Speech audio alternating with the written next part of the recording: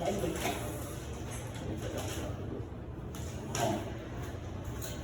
podemos começar, gente? Agora a nossa mesa é justamente sobre história do PT, da JAI e da articulação de esquerda. Né? A gente vai fazer uma apresentação aqui, eu e Vinícius, né? Apresentação combinada, né? Um vai entrar dentro da fala do outro, o outro entra dentro de um, né? Sincerado. Vamos direto ao ponto. Bom, ontem, durante a fala, a gente abordou um pouquinho da década de 80, né? Uma coisa interessante de se perceber é que o PT ele possui vamos dizer assim, alguns pés, algumas pernas de origem, né? Ontem a gente, quando dialogava sobre a questão territorial, né? Comentei sobre a questão das comunidades eclesiais de base, / Igreja Católica, né? Essa, sem dúvida, é um dos pés mais relevantes do Partido dos Trabalhadores, né? A partir das comunidades eclesiais de base é formado, por exemplo, o MST. Né? A primeira ocupação do MST é formada dentro de uma aula de catequese no fim da década de 70, porque ali a ditadura não mexia, então os camponeses ali conseguiam fazer a sua articulação, a sua formação política livremente. Né? E toda essa formação da igreja gerava uma subjetividade mais humanista dentro do que se chamava na época da teologia da libertação, que é uma teologia da chamada opção preferencial pelos pobres. Né? Dentro da nossa corrente, inclusive, nós temos um bom número de figuras assim, mais velhas, né? Que vêm dessa origem, né? Para quem conhece a professora Fátima, vem de comunidade eclesial de base, o próprio Almir, que estava ontem, também vem de comunidade eclesial de base, e a nível nacional, por exemplo, o Carvalho, Gilberto Carvalho, que alguns conhecem, uma espécie de um braço direito do Lula durante muito tempo, também possui essa origem de igreja. Além, por exemplo, o Frei Beto, também que participa dos debates, tem sem número de quadros que possui essa origem da igreja. Então esse é um dos pés do PT. Né? O segundo pé do Partido dos Trabalhadores é a intelectualidade em geral. Né? O PT na década de 80, por se apresentar como um projeto autônomo da classe trabalhadora, como uma alternativa ao Brasil, como um espaço para o livre pensar também, alternativas para o Brasil, vai atrair uma grande dose de intelectualidade, tanto marxista quanto não marxista, na década de 80. Né? Um grande exemplo de intelectual marxista que entra no PT, inclusive vai ser deputado pelo PT, é o Florestan Fernandes, sem dúvida, acho que é uma grande referência para quem busca entender o Brasil. E, por exemplo, de intelectual não marxista que entra também no PT, por exemplo, o Sérgio Buarque de Holanda, por exemplo. Né? Então nós temos comunidade eclesial de base, intelectuais. Um terceiro pé, sem dúvida, é o movimento sindical. Né? Aí acho que talvez não precisa nem falar tanto, mas basicamente o seu grande centro no ABC Paulista, com as indústrias, então, né? Herdeira de todos os 50 anos de intensa industrialização que o Brasil teve até então. E naquele momento, os sindicatos até então, dentro da então CLT, da Carta de Leis do Trabalho, como ela existia, né, que previa um controle governamental direto dentro do sindicato, né, o governo do Estado tinha um agente político dentro do sindicato para controlar os sindicatos, né, e o chamado novo sindicalismo à época surge por fora dessas estruturas, se apresentando como alternativa autônoma, e começa a surgir uma série de greves pelo Brasil por fora da estrutura sindical tradicional. Né? É daí que nasce o Lula, claro, obviamente, por exemplo, o deputado Vicentinho, que foi líder do PT durante muito tempo no Congresso Nacional, mas e para além da questão do trabalhador industrial, né? Nós temos também outros exemplos de trabalhadores bancários. Olívio Dutra, do Rio Grande do Sul, muito conhecido, que possui origem sindical também. Ciro Garcia, né, depois se tornou grande, eterno candidato à presidência do PSTU, também surge aqui no Bancários, aqui do Rio. Então, o movimento sindical, sem dúvida, talvez seja a grande espinha dorsal do PT, né, nesse início. E junto com as comunidades eclesiais de base intelectuais do movimento sindical, nós temos também os egressos da guerrilha, né, que vão adentrar o PT com muita força nesse momento. Então, todo tipo de remanescência de guerrilha que sobrou vivo no Brasil no período ditatorial em geral, vai adentrar no PT. Sem dúvida, os dois grandes nomes que a gente conhece desse segmento são o Zé Disseu e o José Genuíno. Né? O José Genuíno, que hoje, inclusive, está muito próximo das nossas teses, aquilo que a gente defende aqui. Quem acompanha, recomendo, inclusive, que leiam as entrevistas do José Genuíno, ele tem falado bastante. É bem esclarecedor, até porque o José Genuíno fez parte da tendência majoritária do PT a partir de meados da década de 80, até meados dos anos 2000. Adotou posições muito conservadoras durante grande parte da sua história política e fez autocrítica a esse movimento. Então é sempre muito esclarecedor ler o José Genuíno. Tá? Então é isso, nós temos, vamos dizer assim, essas quatro colunas, né, que é no Partido dos Trabalhadores, que vão ser calcadas em três formas de luta, né, inicialmente. Nós temos a luta de ideias na sociedade, né? Ou seja, aquilo que nós defendemos é a emancipação humana, a tolerância, o combate ao racismo, o socialismo, né? A luta de massas dentro do movimento social, seja território, seja movimento sindical, seja enfim, as lutas setoriais e a luta institucional dentro do Estado, né? Então vamos dizer assim, é um guarda-chuva de três pontos, né? Luta institucional, luta de massas e luta de ideias, né? Um alimenta a outra, um apoia-se na outra, né? Isso dentro das origens do partido, né? Dentro dessas, vamos dizer assim, dessas quatro colunas vertebrais do PT, se apoiando nessas três polos de luta, você tem a conformação de uma estratégia democrática popular a partir de meados da década de 80.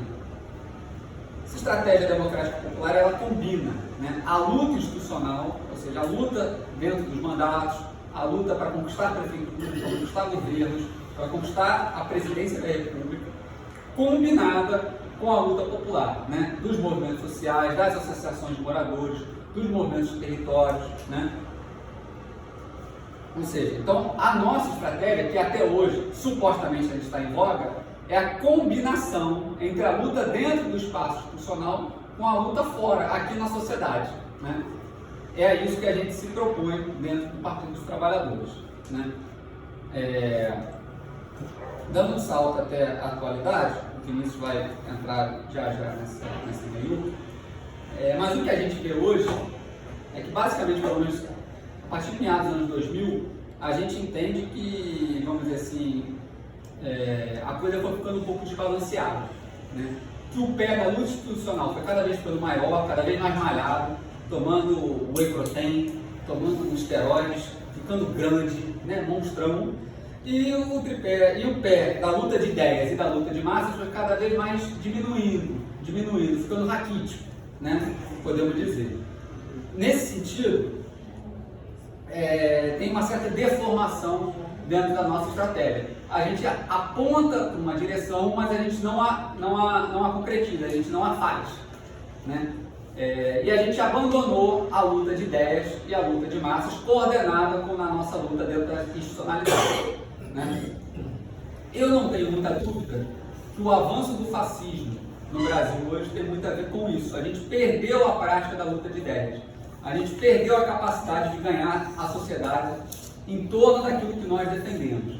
A gente acabou uma concepção onde a mera política pública, onde a mera melhoria das expectativas de vida do povo, onde o acesso a emprego, onde o acesso a um determinado benefício social, naturalmente ganhariam-se as pessoas e a base popular as nossas teses.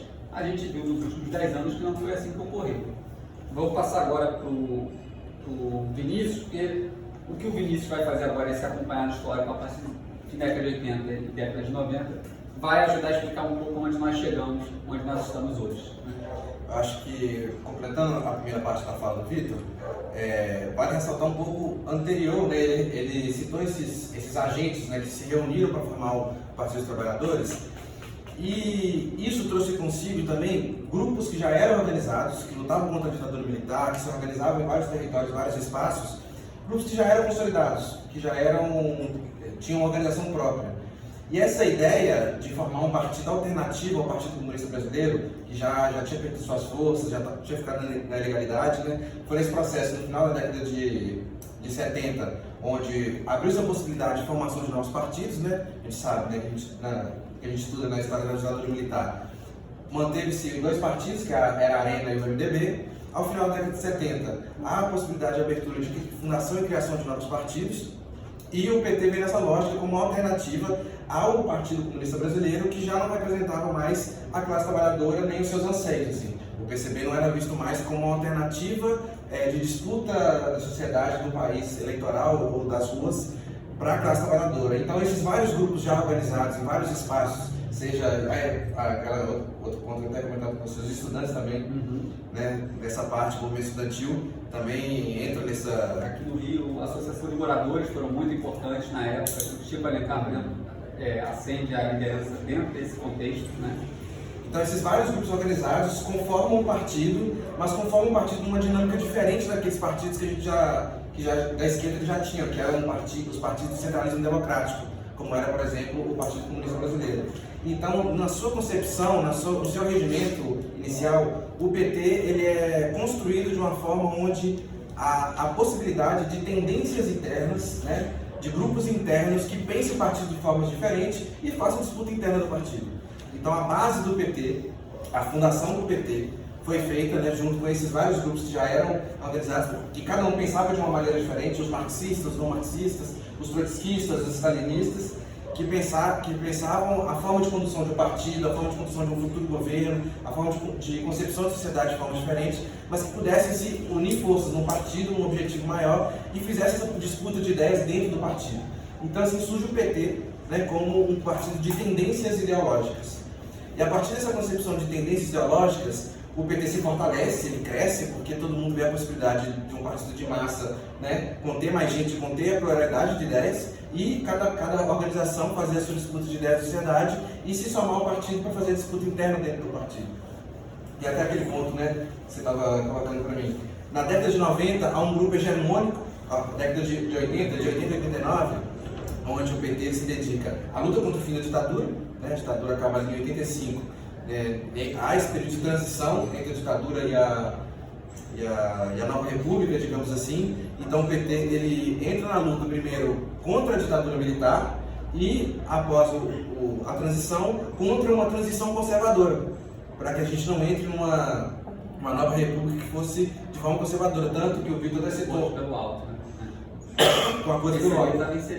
Tanto que o Vitor cita ontem na fala dele de abertura, né, que o PT foi contra a Constituição de 88 por achar que ela era limitada para aquilo que a gente almejava e pensava enquanto avanço de sociedade, né? Hoje ela é vista como uma Constituição cidadã, uma Constituição muito avançada, apesar de que muitos dos seus pontos não são feitos na prática, não são colocados em prática. Deixou, por exemplo, a segurança pública na mão dos de sempre. Então hoje, todo esse problema que está sendo de segurança pública, o caos militar, a questão militar, a Constituição de 88 referendou, deixou na mão dos militares um sem número de poderes, por exemplo, que a base do partido da época achava, não, isso é um absurdo, não pode ser desse jeito, não estamos acabando com a ditadura para deixar tudo do jeito que está, né? Que foi o que efetivamente ocorreu e que os segmentos majoritários da esquerda, constituídas até então, defendiam, não, tem que ser essa saída mesmo. Eu vi, dá uma dúvida. Tipo, o PT, quando ele surge com essas organizações que se juntam para formar um partido. Mas ali não existiam tendências correntes, certo? Ainda não. Aí passa a existir no final dos anos 80, não é isso? Na década de 80 já existe uma tendência que hegemoniza o processo do partido. E existiam vários grupos ideológicos, não com nomes de tendência especificamente, mas existiam os trotskistas, existiam os marxistas-leninistas, existiam os social-democratas, e até aquela questão da Quarta Internacional. Isso, sim. Assim, estava até dialogando, né? Na verdade, o grande debate na década de 80 é o seguinte, gente, parece até um pouco uma coisa meio mofada, mas na época era muito relevante, que é o seguinte: se o PT é um partido estratégico para a classe trabalhadora ou se ele era meramente tático. O que isso quer dizer?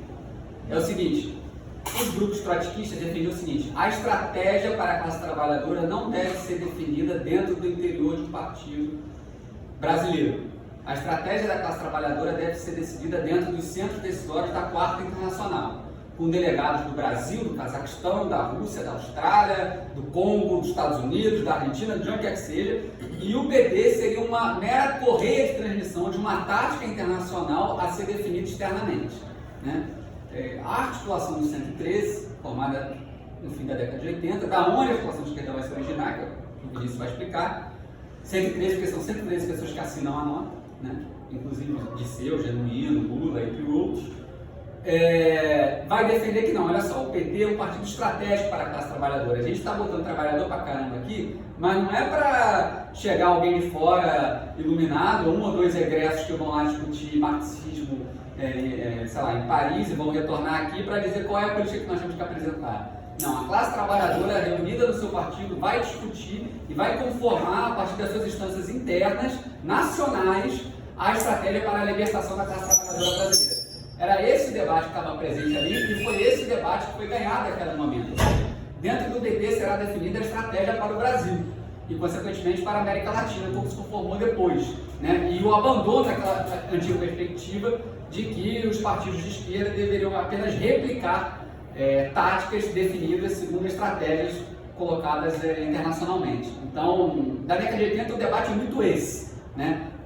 Se a gente poderia aqui dentro definir uma estratégia própria, né? Ao contrário do que ocorria, por exemplo, com o PCB ou com grupos trotskistas, que a estratégia vinha, por exemplo, ou de Paris ou de Moscou, e aí você tinha que aqui dentro seguir essa determinada tática. Então, se o PCdoB dizer que agora tem que ter guerrilha rural, mesmo que aqui no Brasil os militantes do PCdoB dissessem que não tem como fazer guerrilha rural, a estratégia nacional era essa, então tinha que fazer guerrilha rural do mesmo jeito. E o Florestan, ele se posicionava como, tu sabe?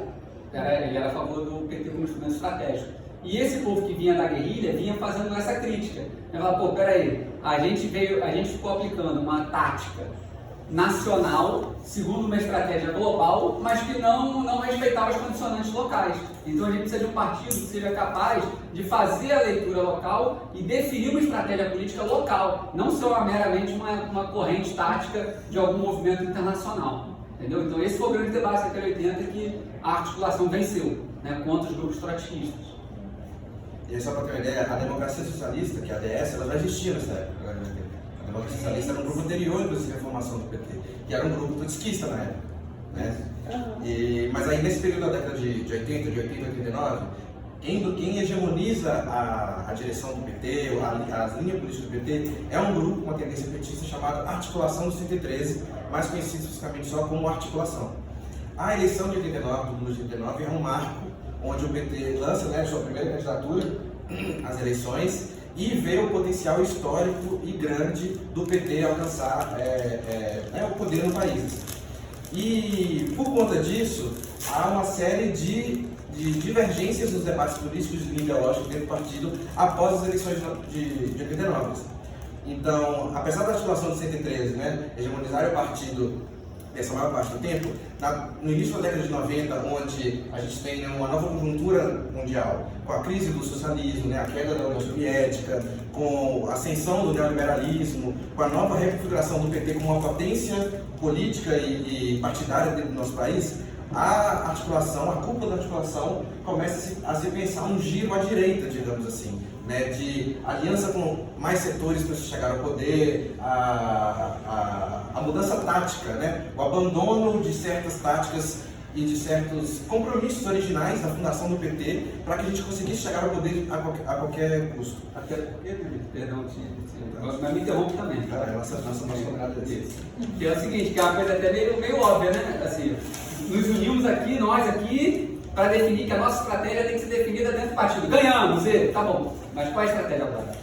Assim, a porradaria ia ser inerente. Mesmo se a União Soviética tivesse se mantido, mesmo se tivesse uma revolução global rolando, algum nível de porradaria ia rolar, né? No caso concreto, a porradaria começou a rolar, infelizmente, quando o socialismo estava em descrédito. Exatamente, que coincidiu muito com essa época.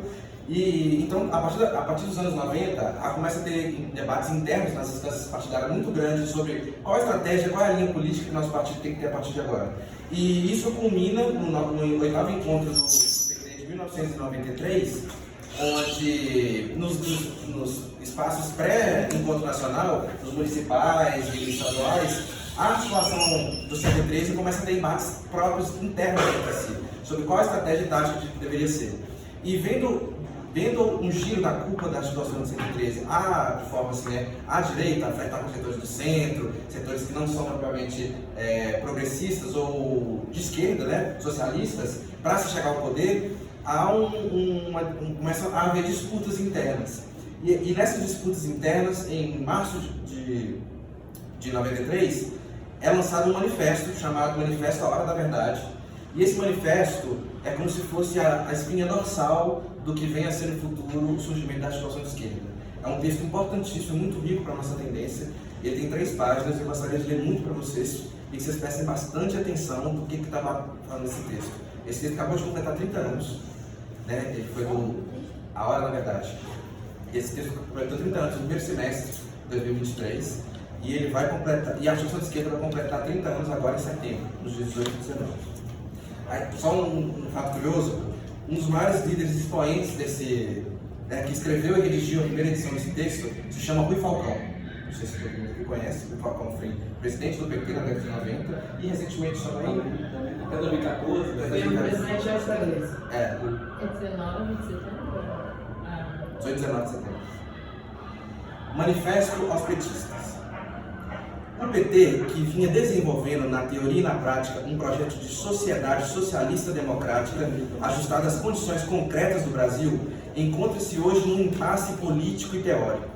Praticamente interrompeu seu processo de elaboração, rendendo-se momentaneamente às discussões ditadas pela chamada Agenda da Modernidade importada pelos neoliberais do Tupiniquins. É inegável que convivemos com o risco, diante do qual sucumbiram inúmeros partidos de origem operária e popular, de nos convertermos no partido da ordem.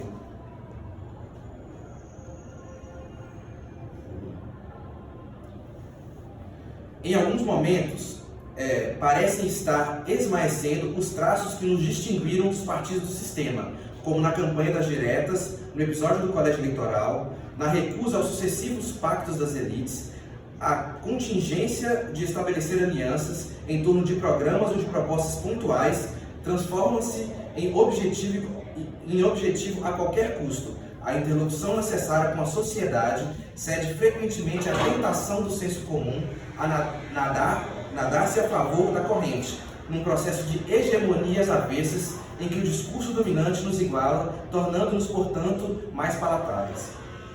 O resultado das últimas eleições, em que fomos o partido mais votado nas capitais, no primeiro e no segundo turnos, mostra a potência de nossa política de acúmulo de forças, de disputa da hegemonia, de participação nas instituições do Estado burguês, na nossa estratégia de ser governo para ser poder. Mas algumas das derrotas sofridas nas últimas eleições deixam evidente que o PT perde quando adota comportamento ambíguo, tal como agora diante do governo Itamar, tratado como um aliado incômodo a quem se presta colaboração disfarçada. O amadurecimento político do PT não pode refrear nosso caráter rebelde, nem amainar nossa radicalidade. Chega-se de bom mocismo, nada de domesticação. Radicalmente democrático, construído de baixo para cima, o PT, desafortunadamente, revela sintomas perigosos de burocratização.